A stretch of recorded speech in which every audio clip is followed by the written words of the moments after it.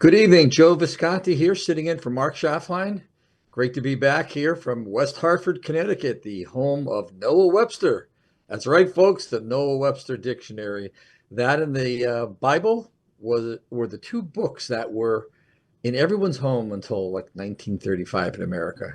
Think about the world we live in today with all the issues that we're seeing in education and sexual identity. Could you imagine the history of America all the way up until the 30s and early 40s when the Bible and the Noah Webster Dictionary were the two major books? It's amazing to take a look at where we've come, all in the name of progressivism. And I'd like to take some time today to talk to you about, and with you, hopefully some interaction here on people that are having a great summer, but scratching their head thinking, where's all this going beyond elections?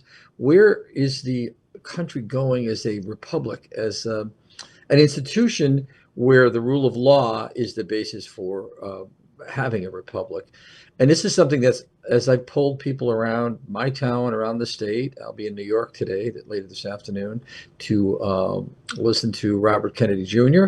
He's appearing in Manhattan. But everywhere I go, I ask people, I mean, strangers, hotels, you name it, taxis, Ubers, what's going on? What do you think? And I just polled, randomly. It's amazing to see that just about everybody, no matter, they don't say if they're Democrat or Republican, but just about everybody says there's something really wrong. What's going on? And Democrats are a little more able to confess issues when they're one-on-one or in a small group and they're not in their clique as Democrats, as long as you don't approach them with, you're a Democrat. But everyone is feeling that there's something wrong. Trump and Biden have been these two issues that are completely taking over everything in the country. But beneath that is the problem. And that's what everyone's getting at. They're like, how come there's one standard and one rule of law, and they can see that the Democrats are protected, and people are upset at that. They don't like baseball games of the old days or football games when there was no instant replay. They know that fairness is important for an umpire referee. In this case, it would be your intelligence communities as well as your Justice Department and FBI. And it's got a lot of people rattled. I was with one gentleman on Sunday at the beach at the Elks Club here in Westbrook, Connecticut, on the ocean. And I didn't know him. I was introduced by someone else, and he was sunbathing and he was yelling about all these issues. And I said, "Sir, how do you do this at work or on social media?" He says, I can't say my voice. So I go to a bar or I sit on the beach and I yell to my family and people because I got to get it out of me. And this is really something I'd like to discuss today, the psychology, the emotions that are going on in our country, where this fairness of a single standard, one rule of law for everyone, and the old no one's above the law. Well, Democrats are above the law. And we can see that with Biden and Hunter Biden and everything that's been going on since Trump was impeached for asking about what was going on in Ukraine. And now we know that they were impeaching him because they had to cover for Biden and what he was doing. So, we can get caught on the issues and the names and even the party, but that's really not it. If the names were reversed, we would be looking at saying to ourselves, wait a second, I don't care what you are, but we want to be treated the same. It's a really basic tenet of Americans. It's instinctive in us, fairness, which is what led to the Declaration of Independence. The whole thing was writing about the grievances with King George. And so as we talk and we debate and we look at the issues and we update the issues every day on Drudge or Breitbart or whatever your source of information is coming from, and you keep feeding the story as it develops more and more, you'll notice in and around the story, if it's left leaning or right leaning, there's things that are left out.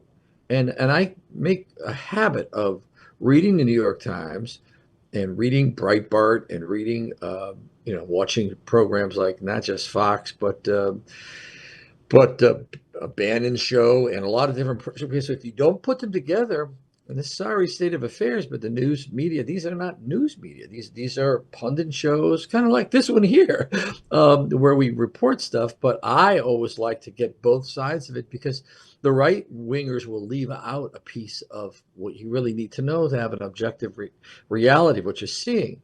And the left will do the same thing. They'll just use their journalistic propaganda to feed the base of who they think their voters and their customers are.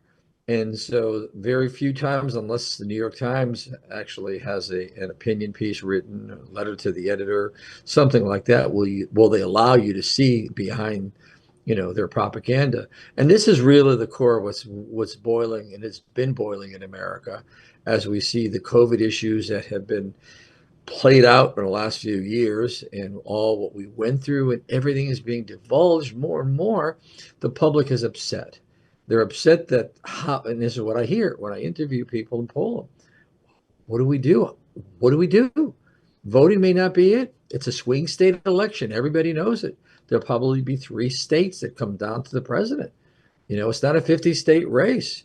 And I've been pushing the Trump people to say, hey, put all your boots and all your money into like 3 states, maybe Wisconsin, Pennsylvania, Georgia, Arizona, maybe 4, Michigan. This is it. But the establishment doesn't want that. The establishment wants to run a 50-state race for congressmen and senators, but it really is a 3-state race. And so people realize, wow, if it's 3 states, that could be easily go any way, whatever, without the stealing of an election or anything. It's just the anomalies, the weather can change things. And so people have been asking me well, what do we do, Joe? Are you going to get back into politics and run for office? How do we change things? Who do we trust? We just found out here in Connecticut, someone who's very renowned in the medical world. He was a Dr. Lee. His name was. He was a forensic doctor scientist that closed a lot of cases and a lot of breakthroughs of historic cases. But we just found out a few days ago that after 20 years of us revering him, he falsified information on a legal case. And it's like, holy smokes, even Dr. Lee. And then you look at Rudy Giuliani, who I love. They took a man like him and they turned America's mayor, someone you could trust. And they have worked to take his license away. And just, so not always is it somebody doing something wrong. The politicalization and weaponization of our institutions is pushing wherever they can. In New York, Giuliani, they could take his license. They could arrest Trump. They'll put Trump in Rikers next year, and there won't be anything that stops them. Think about it. They'll have a trial next February or March. They won't delay it in New York with the attorney Bragg or DA Bragg. They'll push it right through, and a jury, not of his peers in Manhattan, Trump will be convicted, sure as hell, and they'll sentence him maybe that day or a month later. And I can't see any governing authority, anybody, including the Pope or anyone, that would stop Trump from being put in Rikers with Secret Service outside of his cell in solitary to protect him while he waits for a state appeal or a federal appeal if he can get one on a state issue. So this is a mess, and this is where we're headed. We're headed to more and more try to jail someone for things that aren't, I'm not going to defend him, it doesn't need defending. The cases are just bogus. And then Biden, who's caught red-handed, and his son's milking and taking, at least Hillary knew how to take bleach bit and destroy the evidence, which she should have been arrested for. But Biden and his crack son, sorry, guy's a crack addict, they couldn't keep a lid on their shenanigans. So, we see that it's done. And if something doesn't happen, and it won't, Democrats and AG Garland will not do a damn thing to Biden or his son. And the world is going to watch Trump next year. I'm predicting it. I've been calling a lot of this stuff.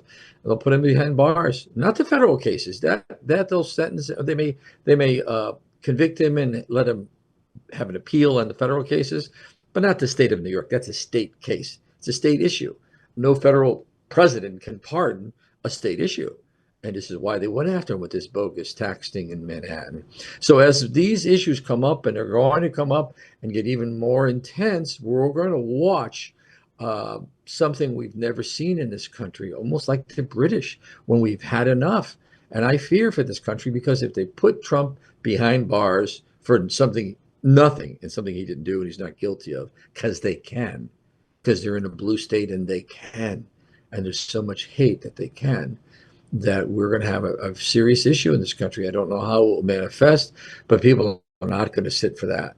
And they're going to go there because they can. And if there was violence, it plays into their hands for the 2024 election. More reason to have drop boxes, more reason to have military if they have to outside of your voting area. Anything. This is where we are. And if you think different, then you're dreaming. And so people keep asking me, I'll go back to that issue. Well, what do we do? Well, what do we do? Well, what do we do? And I come up with the answer that pray. I know it sounds crazy, but if you're evangelical out there, or you're Catholic or Baptist, whatever, pray. I mean, we've got to pray, number one. Vote, of course, number two. But the voting is what's got people upset. And when I bring the voting up, the first thing they say is, but how can we make sure it's fair? Because I don't care what people believe, there was anomalies. There was many things that were done. In fact, just increasing the turnout by the federal government, all in the name of allowing you to vote, is putting your hand on the scale. And I'll give you, for instance, I ran for Congress in 2008 against Congressman John Larson from Connecticut, 1st District where I live in Greater Hartford. That district has 210,000 Democrats and about 70,000 Republicans. It's completely gerrymandered. The only way I could win if it rains really bad and Democrats stay home, which they don't, or people don't like John or he does something, but trying to increase turnout and making voting more available anywhere easy is the government interfering with an election. Because in the name of trying to provide ease, you don't need ease. Everyone knows where the town hall is. Everyone knows where their voting district is. And if they don't, they shouldn't be voting if they can't look it up on the internet or make a phone call to town hall. So there's no reason that the government needs to promote turnout. And that's all I see in Connecticut, promoting turnout. And why would that be? In the blue states, they know that they have many people of a certain demographic that won't vote and won't show up. And I won't mention what the demographics are, but they won't. So sending a ballot to their house and then harvesting those ballots is a way to get those people to easily vote. And then if you look at where some of those demographic areas are, those people really don't want to go for 1,000 reasons to a voting booth. And they don't want to register to vote because they have to do jury duty and a lot of other things. So when the government tries to push increasing turnout, it is putting its hand on the scale, even in a district that's heavily Republican, and it's not giving a chance to the Democrat. His or her chance of winning Democrat would be, in that case, for the Republicans to be slandered or have some kind of issue in a race, weather, and a variety of other things to try to get the turnout lower. And people aren't talking about this, but it's very important. It's like this karmic destiny thing. Just let the government be there, let everything be out, publicize when an election is in the newspapers as they're supposed to, and whatever they have to do, they can send an email, here's where the voting is, that's it. But more than that, giving rides by the government, doing the things that the government's involved in areas that they know they're heavily blue, and blue states are doing it. And so we're seeing this government interference in an election. And then we have also what we're seeing with Trump. All of these cases are, a special counsel gone wild, an attorney general just gone crazy Democrat. They're going to do what Trump was told by Hillary Clinton during a debate that you shouldn't do. You're not the law authority in this country. And yet, with Bill Barr, look, he just lay down, didn't do anything. But not this man over here, what we've got now. This Attorney General Garland, he's going to do what he wants, and he's going to communicate through a third party or through a publication. And that's what we've seen also. We've seen in New York Times published articles where one, I won't mention names, one political person of a high rank says something, and then it's published, and then why isn't Garland doing this and why isn't doing that like that? They never talk, but then Garland makes a move because he hears the interview in the New York Times. So it's not like I didn't say it, you're whispering to someone. And so because you're not supposed to talk and coordinate justice and law, in other words, the congressman, the president shouldn't be dealing directly with the attorney general. It should be hands off so that the attorney general could ethically do what's right. Not like Comey. Okay, not like Bill Barr, who looked the other way. So what we have in the heart of America right now is everybody knows. Everybody knows. They all know that this is all, I don't use the word rigged, but it's weaponized. Our government is weaponized in a way that is unbelievable. And getting back to that man on the beach, I said to him, "Aren't you on social media?" He says, "I can't go on social media." I says, "I know why. Because human resources will give you a call if you post something, and then they'll show you a big contract that you signed when you were employed with all of the procedures to act with the public in the name of the company now that you represent the company. And you weren't supposed to post that. So now you posted that. Maybe the first time they slap you on the wrist, but if you say something really severe and truthful, uh-oh, your wife is divorcing you, you're fired, the kids aren't going to college, and you're living under a bridge in a box. That's why they are doing this censorship on social media. And this is why the woke corporations are able to keep their people silent. You want a job, you want a paycheck, you want a mortgage, you want a house, you want your kids, shut up. You want retirement, shut up. You want to have vacations, paid, days off, sick days, shut up. You're not allowed to speak. Not in America, not 2023. And this is where we're going, and we're going even deeper and further into this weaponization of all governments at all levels, where people that have a job are afraid to speak because, publicly at least, and that's the only thing they need to do because they have to do word to mouth. They have to do social media. They need to be able to tell the world what they think. And if they don't like something, why? Because silence is condoning. And this is the problem. Silence condones. If you don't speak up about something, and you can do it objectively, you don't have to do it with anger, but if you don't speak up, everybody needs to speak up right now and speak out. Not violently, not angry, just speak up and put your words. I believe that the transgender issue is important for people that are suffering under that, but that our education system should not be exposing third and fourth graders to these type of issues that are they're way too young to hear. And they're calling it on the left education. And we all know it's wrong. We want children to have their age of innocence, their development of their bodies and their brains without wondering and thinking of concepts and things that are bizarre. Like, am I going to look with am I going to be taught about sex toys? Am I going to be taught about, I don't even know if I can say it on this TV show. Am I going to be taught about, uh, castration? Am I going to be taught about changing my gender? Why are these thoughts in my mind at 7, 8, 9, 10 years old? Why are they in my mind? And so this is what we know is wrong. It's not about the people that are transgender. It's nothing to do with them. They'd like us to believe that. And that's a hot button issue because parents are really going underground. And I've talked to a lot of them. They will not speak. They're looking for private schools. They're looking to get their children to tell them what's going on. They have to now have conversations with their young children so the children can tell them what they learned in school, and it's uncomfortable. And this is what they've done. They're taking our children and they're holding them hostage. What's next? And that's my big question to everyone in politics. What's next? What sick, twisted thing do the Democrats want to normalize? For thousands of years, most of what their party platform stands for was either evil, immoral, or criminal. And what's next? After they lower the age of consent, which the UN is working on now, if you haven't paid attention to that, go Google it and find out what they're doing in a committee and what they'd like to do. And I've been pushing on Twitter to Blumenthal and Murphy from my state, these two senators.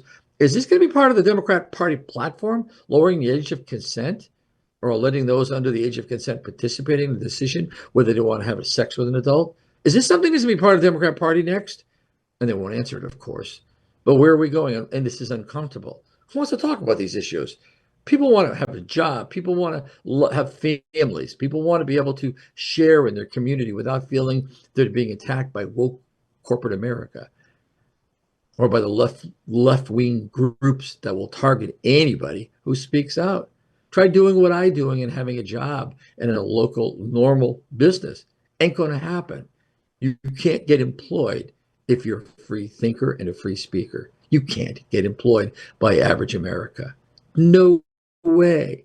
They'll find out you work there. They'll come after that business. They'll target at the lefties and they'll protest and they'll just do more stuff against that business because they hired you. And that's where we are. This is Nazi Germany, 1933, 1934. This is where we are. We're there now. We have arrived and we all know it. And people are like, voting may not work. And so if voting doesn't work, what's next? And if voting does work, what's next? How would Trump, if he's the one that gets in, how are you ever going to turn over government to make it so that it's objective, that it's fair, that it's a republic and under the rule of law, and it doesn't seek out to weaponize itself against any opponent of this unelected bureaucracy? How does that happen? And people are like, you never want to talk to again. This is another question. How do we going to get to normal? How do you get to normal? The church had this problem with pedophilia in the church, Catholic Church. Billions of dollars in fines, etc., and arrests. Do people today trust it? They may trust it, but people have their eye open right now and are looking at it, and they can't know. Because you go to church and you sit in the pew and you look at your church, your priest, and you may go, I wonder if he's doing something I'll read about in the newspaper in a few years. That stigma always goes and it continues. It's the same way people in a relationship or a marriage, there's an affair and someone cheats on someone and they get back together. And the wife looks at the husband or the husband looks at the wife and they say to each other in their self-talk, I wonder if she's going to the, grocery store like she's saying. I wonder if she's really doing this. So how do you remove that doubt? How do you get back to that age of innocence, that time of love and trust? How do you get trust back? How do you get trust back in America? How do we trust our government again? Because contrary to what people believe, there may be people that are criminals and deserve all kinds of stuff. I get it. That's the world. But if your government is not a purveyor of truth and even-handed, then where are we going as a republic? We're not a republic. We're a banana republic. And so these are the things that are weighing on people as they try to have a good summer. And every issue that's coming down the pike is getting, updated and updated and updated. What's next with Trump? What's next with Biden? What's next with Trump? What's next with Biden? And all the other side issues, like the pipeline that got blown up from Russia. Who did that? We did it. Money to Ukraine. Well, who did that? There's so much corruption over there. Well, what's going on? So every issue has its non-trust factor. Americans have to be united about war. And they're not united. And not because it's a wrong war. They see too much corruption and they don't trust their government to give them information about what's going on with that war, especially since the president had corruption with his son in that country. And he keeps giving money and you're wondering, I wonder why he's giving money. You don't want doubt. You don't want chaos. You don't want confusion. We have to all be focused and be clear when it's time of war. And because this war can turn into the war, the third world war. And they're pressing NATO more and more and more to have Ukraine join it. And if they do that, I got a big bomb shelter in my house, one of the biggest on the whole state of Connecticut. I bought this house with a bomb shelter. I put it in 1955. My father's buddy built this place, the house I live in. And people were petrified back then. But, sometimes things happen at a time that are different than when you fear. And I can see it very easily that forces in Russia just have had enough at one point, or there's a false flag out of Ukraine or something goes down. And I can't put it past the Biden administration because they're underwater with Biden and his son and the corruption and Burisma and China and everything. So this isn't why you're supposed to have a president that isn't, in these situations. So everything that they accused Trump of and impeached him for, Biden and Hillary did. Everything, every step of the way, and everybody knows it. So we're in some really uncharted waters right now in this country because people, if this was like a psych test or an emotional review and you had a nervous breakdown, which I think our country has had, it's had a nervous breakdown. And how do you recover? What are those steps of recovering from a nervous breakdown or disease? We haven't had famine, although our food stuff is so bad that we're not getting much health from the food we eat. But everywhere you turn, everywhere we look, there's a problem. And Yet I keep being optimistic because I do believe, I really, really believe that we are at a time in history when I'm going to call it evil because that's really what I think it is. It's just evil. Evil isn't a sin or bad. Bad is when you don't really know you're sinning or something. Evil is when you definitely know what you're doing and you're doing it anyway. And not just against the law because that's bad enough. That's called illegal. I'm talking about evil. Evil's intentionally doing what Hillary did to try to corner with Obama, Trump, before he was elected and spying him and everything they did. That was evil. That was a complete Game of Thrones. They did this intentionally and nobody's going to pay for it. And now they're going to the next level and the next level because they can't have Trump in there. They cannot allow him. They cannot allow him. They're falling apart at the seams right now. So how do we get these intelligence communities clean? How do we get the FBI clean? How do we get the CIA, a government, the government agency of lies, and all the people that wrote the letter with 51 uh, intelligence officers writing that Hunter Biden laptop was Russian collusion? How do we get all those players that work for CNN, New York Times, Washington Post? How do we get all of them to get off the airwaves and go away? They can't. They're all covering dead bodies, political dead bodies. They got to keep the bodies buried of the sins of yesteryear. And that's one of our problems. How can you recover when you keep going back to the past in your thoughts with the trauma of yesterday, personally, as after a nervous breakdown, or alcohol or drug, abuse? How do you not turn back to that trauma? In this case, the trauma is intelligent communities in the bodies that are buried politically that they need covered. Always keep the dirt and they own the media, and still the right-wing media is digging and digging. The Congress right now, the House is digging and digging into bank statements, into all this stuff, and they're digging. The FBI is not digging because if it did, it would see all those LLCs that the Bidens had set up also doing other crimes and other illegal or unethical uh, issues that they were doing. So just like Hillary's email could trail off to Weiner and to all of his contacts and everybody that got them, it's the same thing with Hunter Biden, the laptop Biden.